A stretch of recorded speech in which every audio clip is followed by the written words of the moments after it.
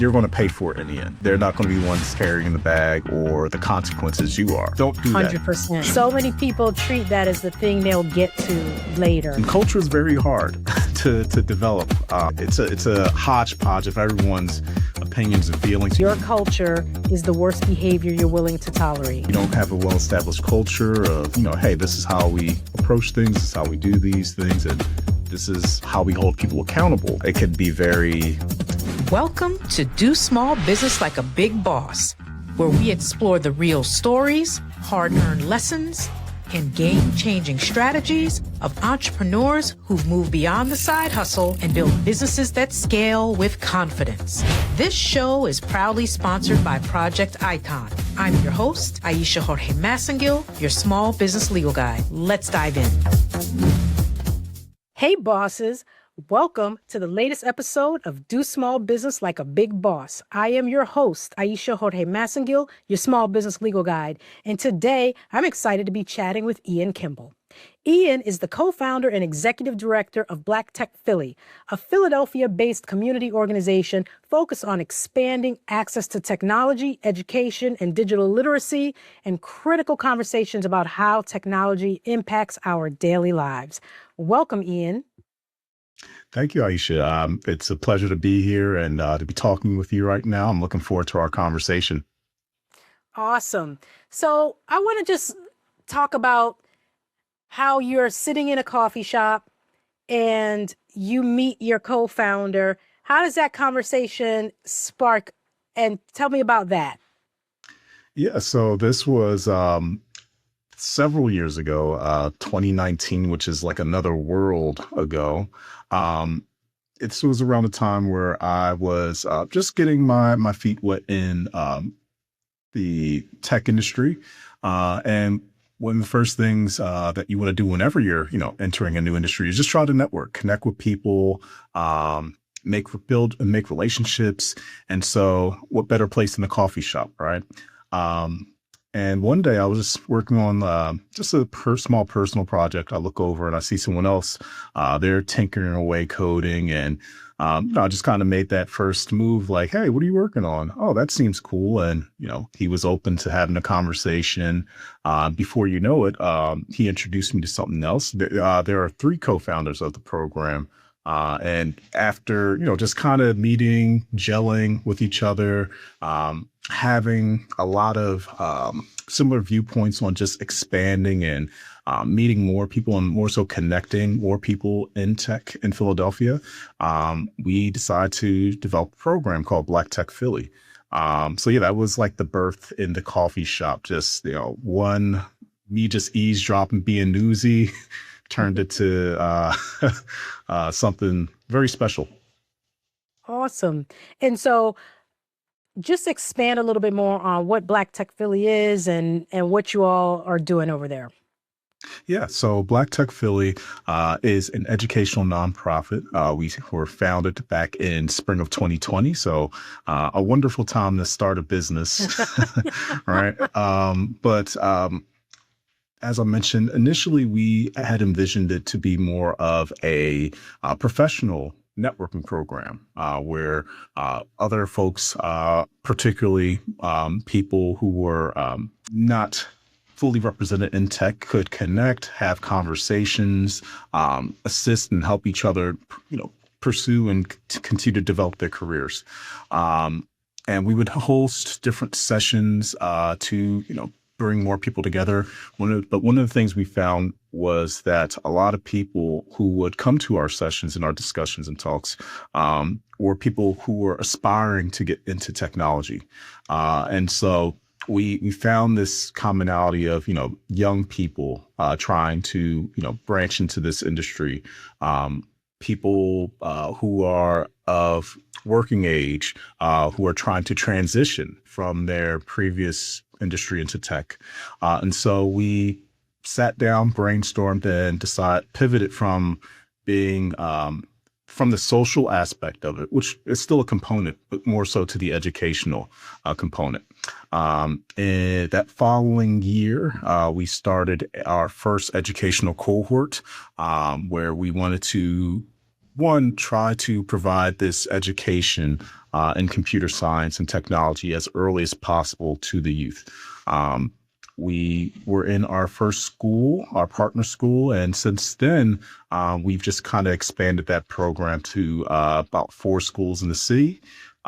We also facilitate town halls. We just wrapped one up last week, actually, where we, again, have these conversations where we welcome the community to join this dialogue about how technology is impacting their lives, how to stay safe utilizing these tools, even going so far as teaching people things about their devices that they may not even been aware of and the software that they use on a daily basis. So our program is primarily focused on education, specifically providing curriculum and coursework and workshops, discussions on computer science, career paths in technology, digital safety, digital literacy, and now AI safety and AI literacy. So. Do you find that the appetite is already there for learning in this area? Absolutely. I mentioned that last week we wrapped up our 4th and last tech town hall session. So we started these, to celebrate the 250th anniversary of the country, decided to blend the civics of the moment with technology, especially at this, really important moment in our history with AI. And what we found was that, people are very interested in these topics because these are everyday things. This isn't something that is isolated to a device that, maybe you interact with when you have a little bit of time after work. We have supercomputers in our pockets.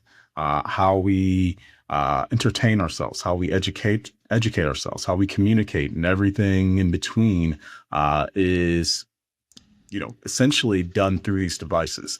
And from people young to people advanced in age, especially the elders, I find that they're very, very interested in this stuff. And perhaps it's the thing of, seeing their children and their grandchildren. It has that emotional connection to them where they want to pass this information on and, provide that framework for them. Like if I'm the patriarch of the family, I want to make sure that they're going to be all right. So yeah, I would say there's a lot of passion and interest in these topics.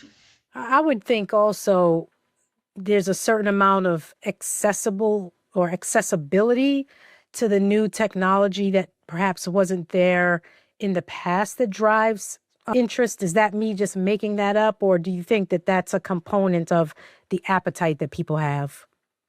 Yeah, I think there's, I think if we might be overloaded with accessibility, bombarded with accessibility. Again, we have devices in our pockets that connect us to the entire world. Not just our neighborhoods anymore, or not just the contacts that we have in our phone books. We can build relationships with people that we may have never even met before in person. We can form parasocial relationships with people that don't even know we exist. So I would say the access is there, and the access to that information, absolutely. The challenge is the media literacy component, right? Being able to have the discretion to know, okay, this doesn't sound quite right. Maybe I need to do some research, right? Let me try to validate this information by finding credible sources. And obviously that can be a lot of work. But again, having just the small basic tools of understanding something as simple as, hey, this feed or this reel or short video, it's entertaining, but it's disguised as an advertisement, right? And it's designed to keep me on this particular application to quite possibly get me to purchase something, right? So I would say that the appetite for getting this information is absolutely there as well. It's just, I think there's also this thing of the wisdom and the discretion of it. And I think that's also there, and people want to be able to discern that. Everyone, I think, has their own interpretation of what is real nowadays. And again, that's a tricky question, but I think, again, having the media literacy, the digital literacy, and now the AI literacy of being able to discern, hey, this is there's some aspects of this video or this piece of media I'm looking at that has a bit of an uncanny valley aspect to it. So Yeah, it's interesting. Since the Michael Jackson movie came out a couple weeks ago, there's been such an increased interest. And I know I'm seeing in my timeline a lot more videos of him, especially like the throwback videos. But I saw a video today and I was like, looks like him, sounds like him. I don't think he said that. Because it was just, the language was just packaged so neatly into a particular narrative. And I was like, I'm going to go back when I have time and see, like, was he really at that award show and said that? I think he was at that award show. I don't think he said that, but it looked so real. And so this whole idea of the trust but verify made me think about, I don't know if you ever knew the website Snopes.com, Snopes. So before all of this other magical stuff, when the rumor mill would happen, you'd go to Snopes and you'd be like, is this true? And he'd be like, no, that's not actually true. Da, da, da, da, da.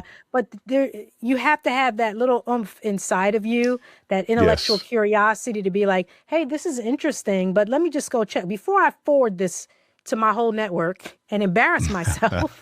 Let me go verify it. And it's just even more important now. It used to be that we could see a video, for example, and that would be good enough. Okay, I've seen the video now. Now I know it's true. Well, now we're not even sure that it's true, which is challenging. Yes. Yeah, that absolutely. And it seems like this, somewhat gray area when it comes to what is true is being in some ways pulled at every lever of our society, even at, in the highest forms of government in our country, right? Yes. Trying to discern what's actually real and what's going on is becoming a lot more difficult. Alternative facts. There's a lot of alternative facts out there. Yes. Yeah, right. Goodness. But we're here about building things up right now, right? That's right. So wonderful segue, because you've told me about the town halls and the workshops and all the wonderful things you have, and then the conversations in the coffee house. So what happens with you and your two co-founders between when you all are meeting and talking in the coffee shop and how you started building this thing where you've got these town halls and these cohorts and all these wonderful things happening? What were some of the early steps you took to form your 501c3? What were some of the considerations in the early days? Yeah. So the first thing was just determining what we wanted to focus on. We didn't want to, approach this as this like one-stop shop that would be this service for everyone, right? Because we were a small team and we didn't want to stretch ourselves too thin. So one, it was just determining what is it that we want to focus on. At the time when we initially launched our program, it was just getting people together, right? Building a community and making tangible plans and strategies to do that. Now, again, we started around the pandemic, so it was really difficult to get people in person, but we would host virtual discussions, virtual weekend workshops is what we call them, where we would jump on a Zoom call, share the link within our network, and just code out, right? Build things together, talk, in some ways try to simulate that experience that we had in the coffee shop, where, hey, we're all together on this, one call. Let's, have these discussions and share what we're building. But again, we noticed that a lot of people were, just trying to either transition to it, and it became something where it wasn't as much building together, but more teaching to build and build going about that way. The other thing that we focused on early on was the legal aspect. So did a little bit of snooping around. There's a program in Philadelphia called Philly VIP. They are a program of lawyers and other legal geniuses, right? That help nonprofits and other businesses get their 501c3, get their EIN numbers, and pretty much from start to finish help you establish your nonprofit. So that was a really big help for us starting off, because that could be a really, really confusing, very tedious process. So that was something that really came in handy for us. Once we had that, some type of documentation legitimizing us, it just became a lot easier, but also a lot more work to just maintain a certain type of culture. I think that was the third thing. And culture is very hard to develop, especially when you are a young business and, your sense of culture or work culture is, it's a hodgepodge of everyone's opinions and feelings. You want to, be mindful, but also make sure that things are getting done. So that was the next thing. So I would say understanding what we wanted to do and being very, very specific about it, just so that we don't overextend ourselves and burn out, to finding the legal assistance for us to set our foundation and legitimize us. And then I would say the third thing starting off was the culture, like trying to establish what is going to be our culture, how are we going to conduct our work. So my lawyer's heart is singing to hear you say that that was such an important, for the listeners out there, I promise you I didn't feed Ian that, but so many people treat that as the thing they'll get to later. And so good for you all for figuring that out early on. Oh yeah. If you can speak to a lawyer as soon as, and I don't know if this is like a shameless plug for you, Aisha, but obviously ahead.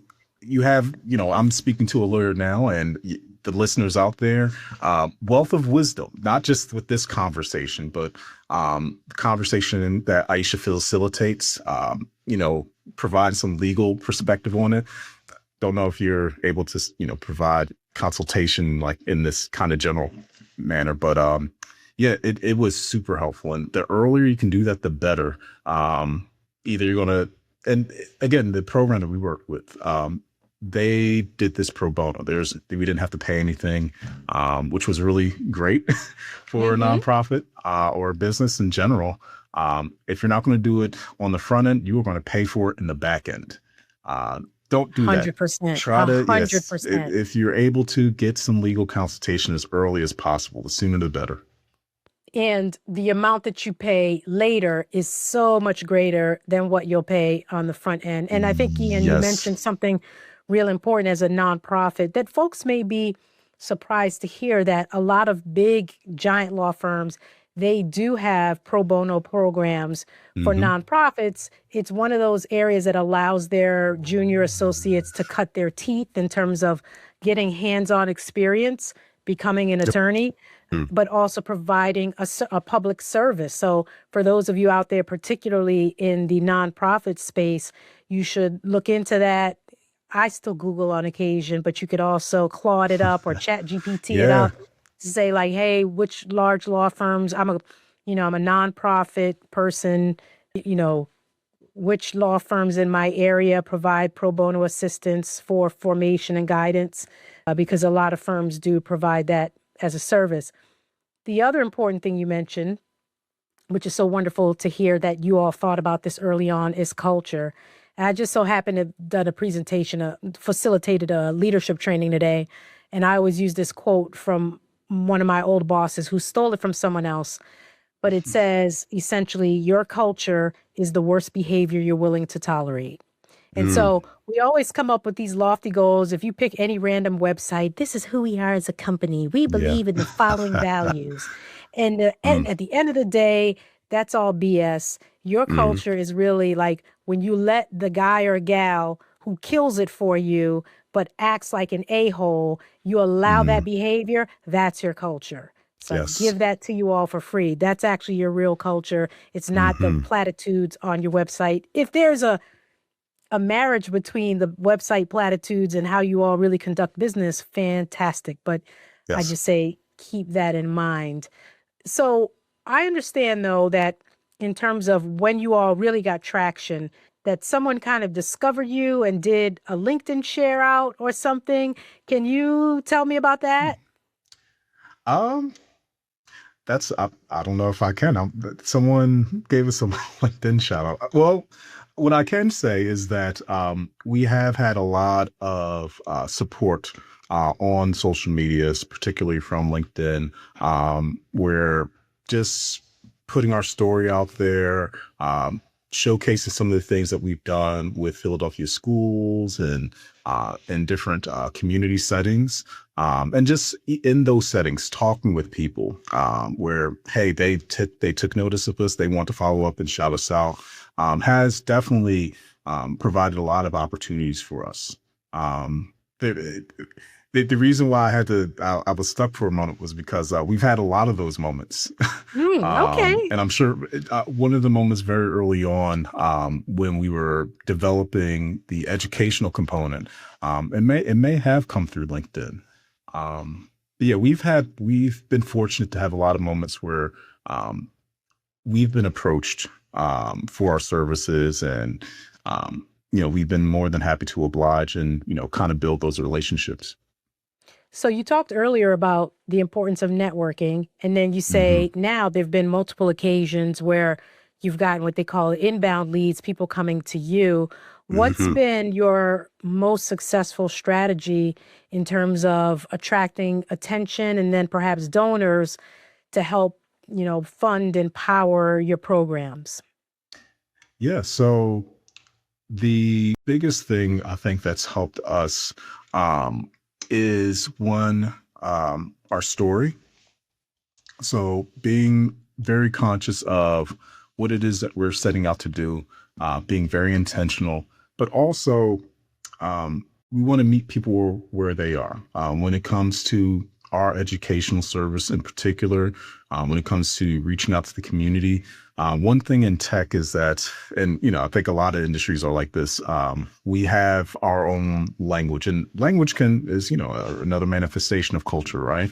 And sometimes when you're so embedded in a specific industry culture, you don't always keep in mind that not everyone speaks the way you speak. Not everyone Mm. understands the things that you understand.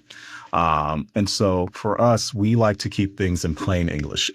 We're technical people, but will break things down using sports analogies, food, right? To drive home the concept that we're trying to teach. And I think that's endearing for a lot of people. And especially where in those settings, a big part of this is us going out and making those connections with people. Um, Again, to that point about the inbound contacts, a lot of those contacts are in some ways initiated through the in-person events where, oh, we met someone and they happen to tell someone else about what we do, and then that person reached out to us. So there's like this 3 degrees of connection going on. So yeah, I would say that that's been a big part of it, is the story and narrative, being authentic and being actually in these places. They're especially early for us. We didn't always capture our moments, but Mm. we were able to make conversations with people, right? Where they remembered us. We shared with them our contact, and they, reached back out. So being outside, being in the field is Hmm. and telling your story is one of the things. I know everything business nowadays conducted online, but a lot of it is very much still, if you really want to progress, you have to go out and make connections with people. I think that that's a phenomenal point, and it's becoming a theme in my own business and a theme that I talk about in this show. There used to be this movie, not used to be, it still exists, called Things We Lost in the Fire. And I think Mm, the thing that we lost, and I think of the fire being COVID, there were Mm, so many people who were able to start businesses and do things remotely, but we did lose that connectivity. And I think that there's, I don't want to be over dramatic, but almost like an aching that mm, people have in this age of AI to still yes. connect as humans. And so that being outside thing is so important, especially if you're trying to build a business. And then, as you say, the storytelling component so that it Hmm. sticks. You need something Yep.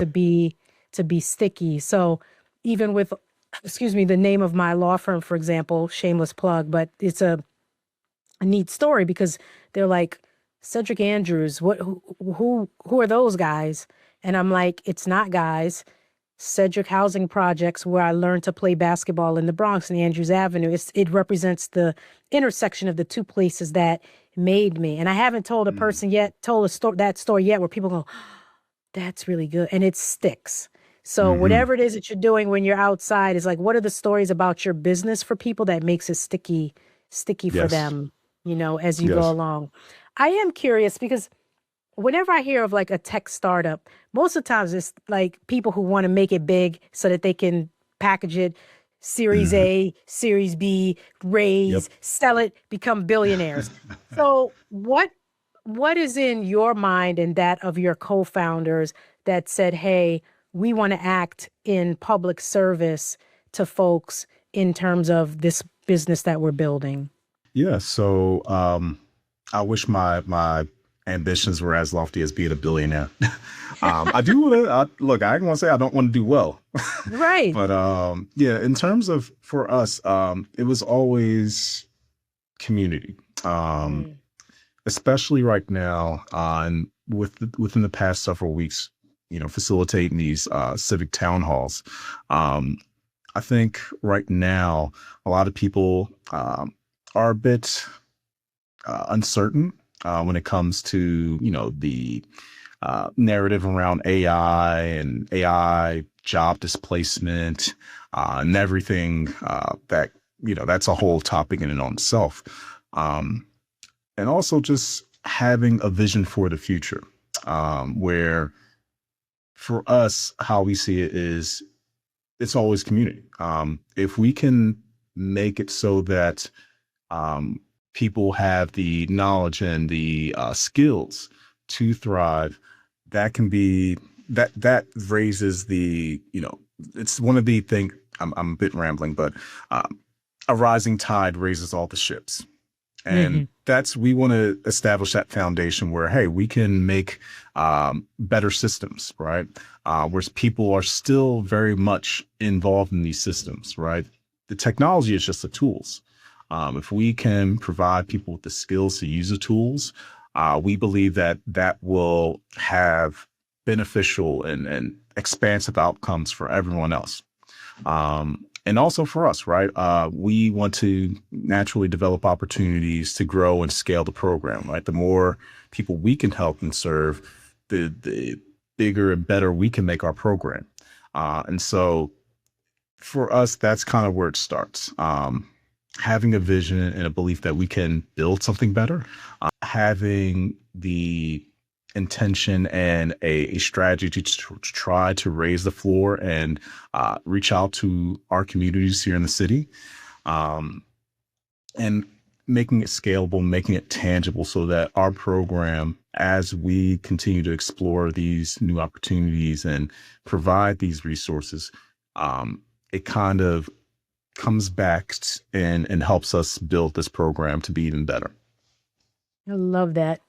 So I want to circle back a little bit because you speak so passionately about tech and accessibility and community, but you actually didn't start in tech. So tell us, what were some of the stops you made before getting into tech, and then what made you pivot? Yeah, so I've lived many lives. I was went to school to study political science, um, with emphasis on international relations. So I guess I always had some element of civic duty, right? I also tried engineering, like mechanical engineering. It was a lot of science and a lot of math, and it just I was um, I got out of school. I was a insurance salesperson at one point, licensed insurance agent. Um, I was a freelance illustrator at a certain point, and I think that was what really started, kind of gave me some experience with the entrepreneurial lifestyle, drafting and getting guidance on how to make a contract, how to chase people down for money when they don't pay you. um, so yeah, that gave me a little bit of experience there. And then especially, in my 20s, just various odd jobs, like anyone else, worked in factories, worked two jobs at the same time, went to school. And then around 2017, I decided, okay, I want to transition into graphic design. And I was fortunate to have a mentor through a program here in the city. And, we didn't have many conversations, but the conversations that we did have definitely steered me in the direction that I'm, currently on, where the big thing was to learn some coding skills.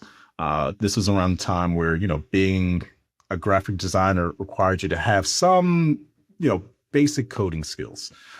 So I was like, okay, I'll look into that and do that. And, I found that I really enjoyed just building things. So a little bit of like the engineer, a little bit of the artist, a little bit of the, I guess, bleeding heart, passionate community person in me, kind of really found a lot of enjoyment in just building things, testing things, breaking things, and figuring out why did it break, and then rebuilding it again. So yeah, that's a little bit of background. I went to a boot camp to learn the program. I took maybe like 6 months to like prep myself and bought all the coding books. Went to a boot camp for about 8 months and then hit the ground running. Like I said, I already had some experience freelancing. And so it was a little bit not as daunting to, just kind of go out there, talk to people, see what I can do. I had, started networking, had some people where they gave me some opportunities to manage their customer relations management systems. I had another friend of a friend who was developing a beauty supply shop, or e-commerce shop. I was able to assist there and just connecting with people, talking to people, and trying to find those opportunities to, continue to build and leverage my skills. So yeah, did a lot of things. A lot of things. So was there a moment when you decided like, okay, I'm doing this coding for real? Like I really like what I'm doing and this is the way. Yeah. So I think once I really started to immerse myself in the local tech community here in Philadelphia, I was pretty confident that this is what I wanted to do. I made a lot of friends and a lot of connections, and things were going pretty well. So, and I didn't want to go back to selling insurance. Not that there's anything wrong with that. Certainly didn't want to go back to, working, how it was. Because, those experiences definitely shaped, how I look at things and how I approach things and my work ethic. So, once maybe a year in, had some good mentorship and some contract work, and, finally landed my first job. That's when I knew I was like, yeah, this is what I'm gonna do. Awesome. When you think about some of the kind of systems in place that you all may have had, what have you found to be kind of the most important systems maybe that you've had in place from an operational perspective to date in the business? I think having a good sales pipeline is a very, very important piece. It's almost the important piece where for us, we, approach different community facilities, so community centers, centers for aging, obviously schools, and having, some type of framework to build a dialogue with these stakeholders is really important. It's something that took time for sure, where, no two entities, even if they're in the same, field, so no two schools are alike, no two neighborhoods, community centers are alike. So understanding how to, speak and approach them, build a rapport and a dialogue with them is really important. And having like some type of framework to, approach that, that was one of the big things that really, really was monumental for our program overall.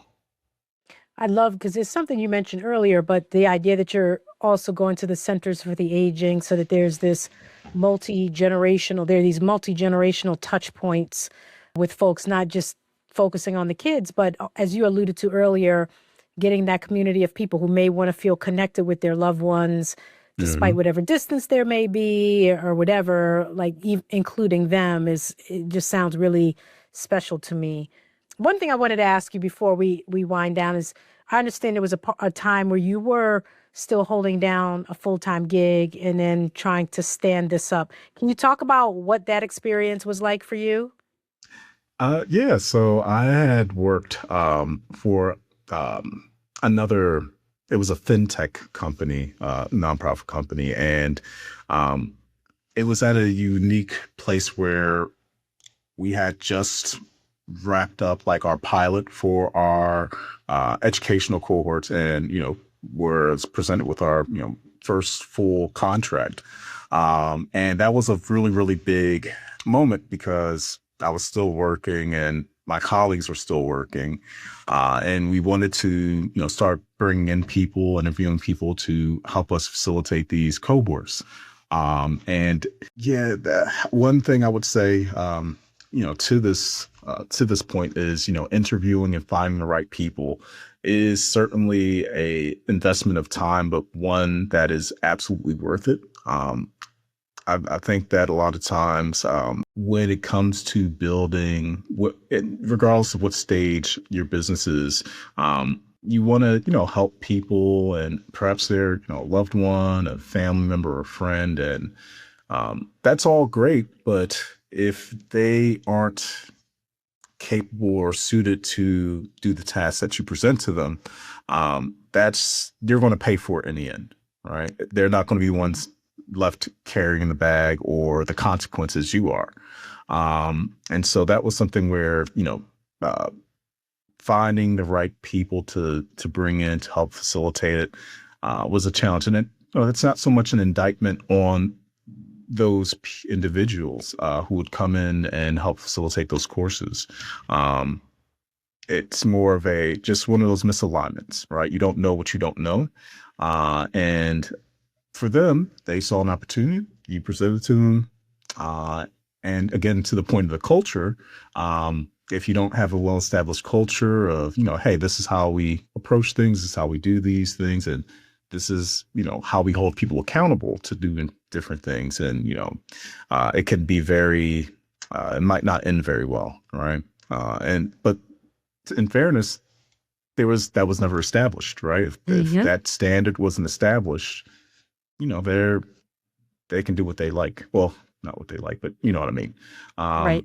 So at that time, it was really difficult because, I was kind of going to the school and going to work and trying to balance. I don't know if my job ever caught on, but I was trying to balance the two at the same time. And it was a bit taxing, but it was definitely a lesson learned in terms of, establishing good culture, and, finding, interviewing, and I guess gauging candidates to help build your program, right? Because again, regardless of where you are in your business journey, at some point you're going to have to scale.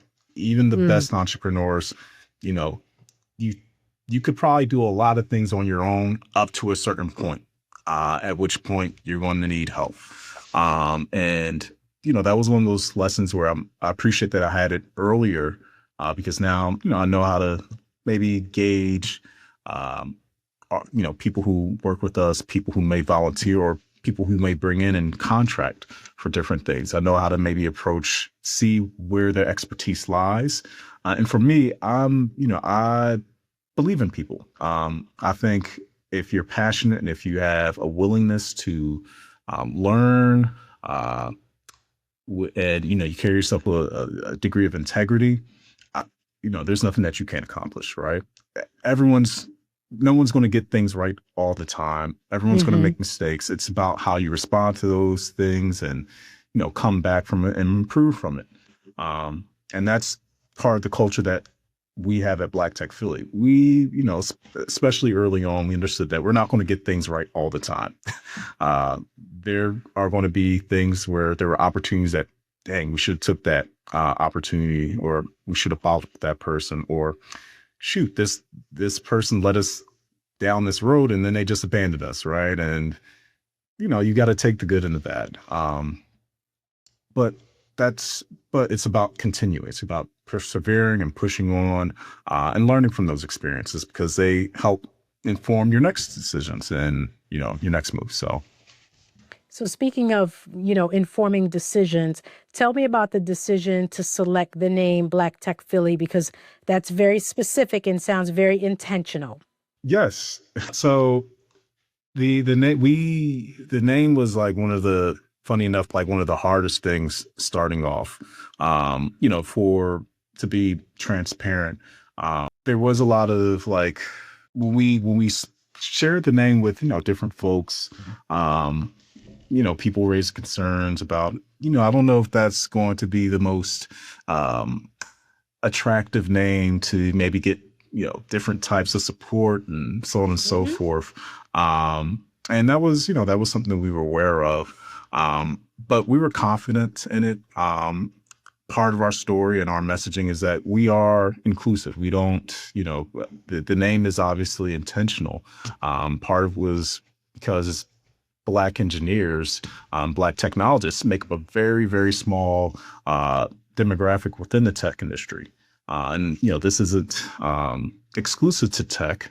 One of the goals for us is to try to make tech more inclusive, because as we can see, there's a lot of technology and not a lot of new novel technology that's being developed and rushed out. And there aren't a lot of people with diverse backgrounds and experiences informing a lot of the decisions that are being made with this technology.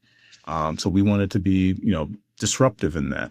And so, the name Black Tech Philly, I think it kind of embodies like all three things, right? We're, a group of African-American men who founded a program that's aimed to be inclusive and welcoming to anyone. We don't care what you look like, how old you are, what your background is. We're focused on technology and education, and we're from Philly. So there you go. And also it's very searchable. It's easy to find. I think that's also one of the things that's helped us, where, okay, what are some, Black tech programs in Philly? Here we are. So, boom. Yep. And I think for folks listening, that is just a calculation that you have to do. There's all kinds of talk about, do I niche down? Do I stay broad?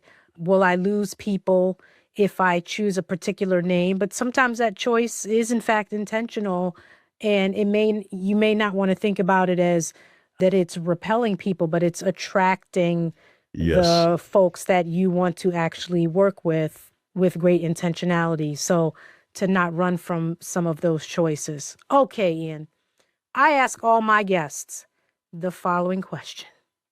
When you hear the phrase, do small business like a big boss, what does that mean to you? When I hear do small business like a big boss, I get confidence. I get someone who is a pioneer, who's going to be outgoing and who just exudes a certain level of bravado but more so confidence, right? That's what I get. I think that a big part of really scaling and pursuing this entrepreneurial lifestyle and building something big is that you have to think big. You need to be bold in that. You're going to take losses, right? But that's okay, right? You're going to rebound and go, 10 times harder. So that's kind of what I see. It's someone who's has a certain level of self-assuredness, right? But isn't, prideful or arrogant, right? Someone who, isn't so much, not to say that they don't have any concerns or fears, but they're willing to, override that because they have a certain level of confidence and faith in what they're doing. So that's what I hear when I hear like, small biz like a big boss is just confidence. And this is what, again, you're going to have things that are going to challenge you mentally, physically, emotionally. And you just have to have that type of faith that, nothing is permanent, right? The earth is not in the same place it was 2 minutes ago, right? So everything continues to move and things change. Even if things aren't going well right now, if you're actively pursuing it, it's not going to be the same 2 weeks from now, 3 weeks from now, right? So that's kind of what I hear. I love it. I love it. I'll allow it. All right, Ian. Thank you. Where can the people find you and plug into Black Tech Philly? Yes, so we have a website, blacktechphilly.org. Kind of goes over our story. We are going to be releasing a newsletter very soon, towards the end of the month. So that's like another 2 weeks or so. We're going to have a newsletter that's essentially going to be a wrap up of our tech town halls, some of our future events that we have coming up, as well as LinkedIn, Black Tech Philly. All right. All right. Ian, thank you so much for lending your time and your talents to the show today. Appreciate it very much. Thank you very much, Aisha, for the opportunity. This is great. Awesome. All right, bosses, that's all we have for today.